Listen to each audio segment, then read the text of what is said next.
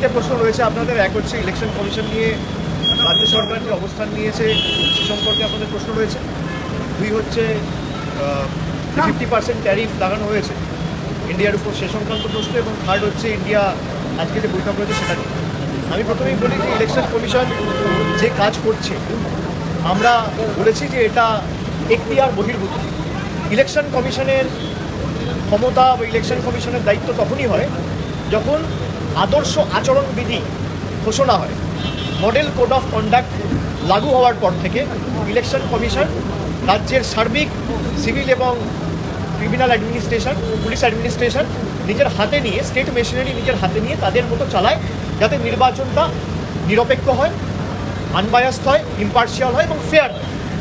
কিন্তু যে কাজ একটা নির্বাচিত সরকারকে এখনও প্রায় 10 মাস 11 মাস সময় রয়েছে এবং প্রায় 3 মাস 4 মাস আগে থেকে শুরু হয়েছে, 1-1.5 বছর আগে থেকে সরকারকে কাজ করতে না দেবে বলে এবং নির্দিষ্ট যে বিজেপি ক্ষমতায় রয়েছে সেই বিজেপিকে বাড়তি সুযোগ করে দেবে বলে বাংলার প্রতি যেমন ধারাবাহিক বঞ্চনা কেন্দ্র সরকার করেছে, একইভাবে বিচার ব্যবস্থাকে কাজে লাগিয়েছে, সংবাদ মাধ্যমের একাংশকে কাজে লাগিয়ে সন্দেশখালির মতো ঘটনাকে সারা দেশে প্রচার করে বাংলার বদনাম করার চেষ্টা করেছে।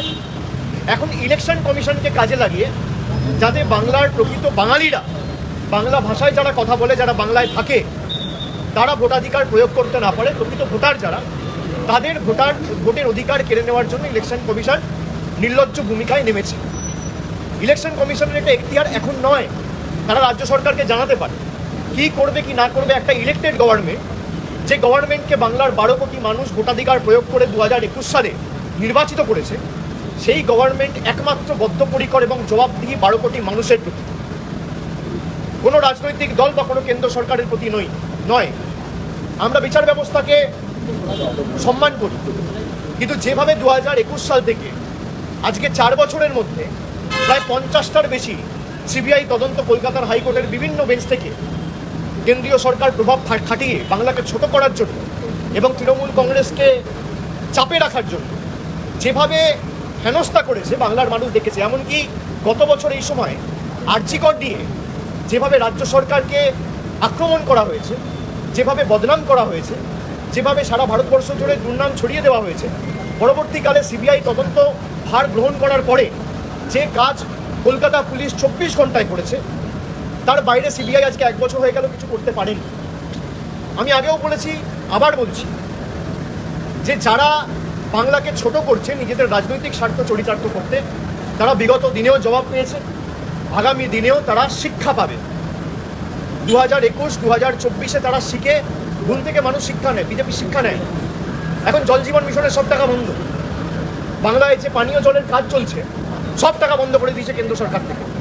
এখন শুধু 100 দিনের টাকা, বাড়ির টাকা, এখানে রাস্তার টাকা বা 100 দিনের টাকা বন্ধ নয়, জিএসটির টাকা বন্ধ নয়, এমনকি জল, যেটাকে আমরা জীবন বলে জানি, জলের আর এক নাম জীবন, মানুষ জল ছাড়া বাঁচবে করতে, সেই জলের টাকা বিজেপি সরকার বন্ধ করে দিয়েছে।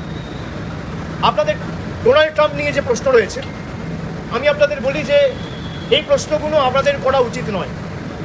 যাদের ছবি রয়েছে ডোনাল্ড ট্রাম্পের সাথে তাদেরকে এই প্রশ্নটা করুন।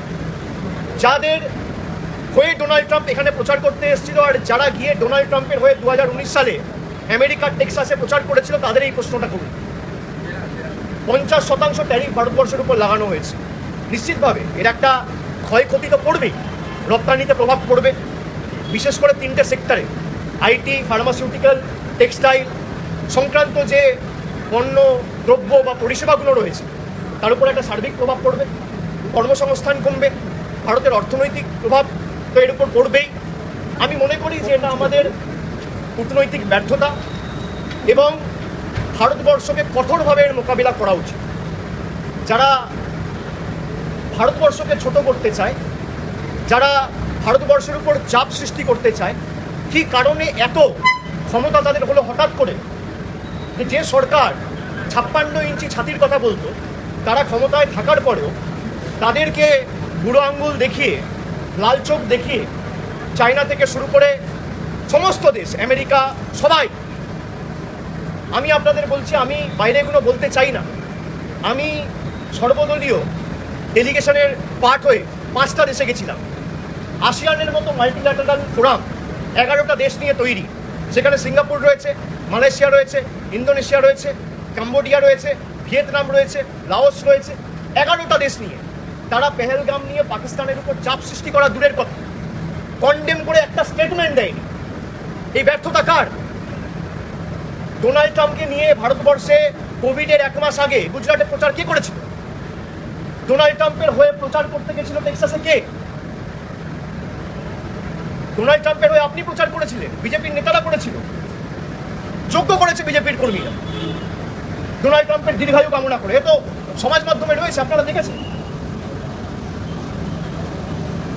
So I think people who have campaigned for Donald Trump, and Donald Trump also came and reciprocated the same 2 months before COVID in 2020 in Gujarat.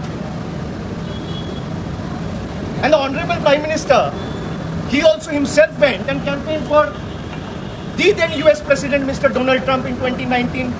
If I'm not wrong, I exactly remember the date, it's 22nd of September in 2019 in Texas.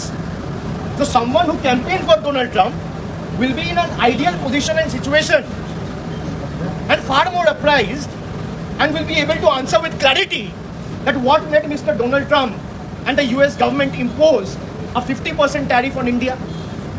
The onus is on him. The onus is on the incumbent NDA and BJP government, not Trinamool Congress. Why Mamata Banerjee never invited Donald Trump? The Trinamool never invited Donald Trump.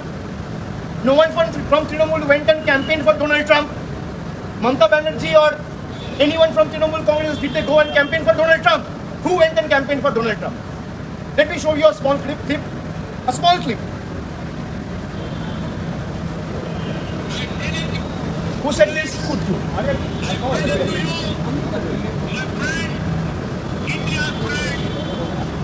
Who said this?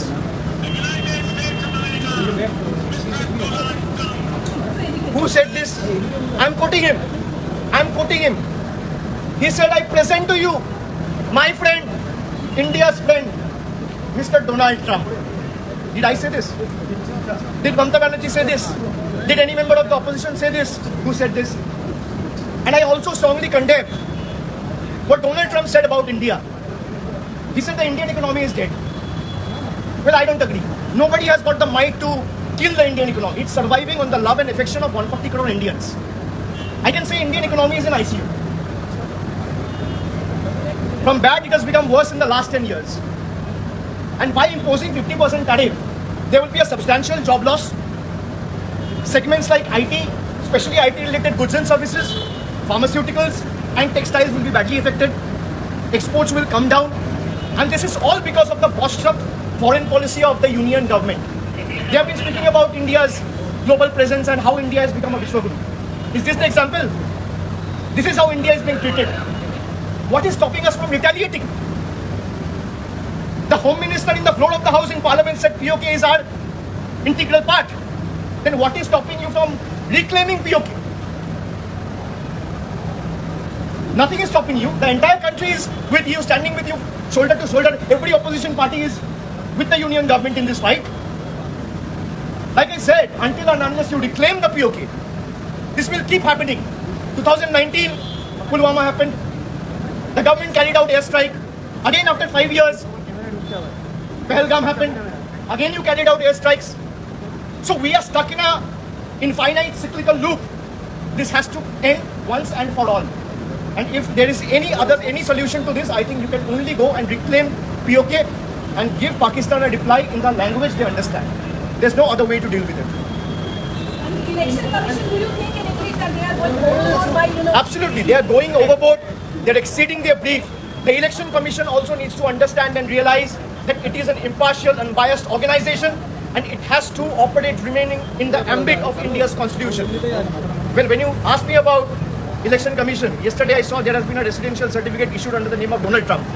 So you should ask the CEC, instead of shooting questions on us, the CEC will be able to answer why Mr. Trump imposed 50% tariff on India.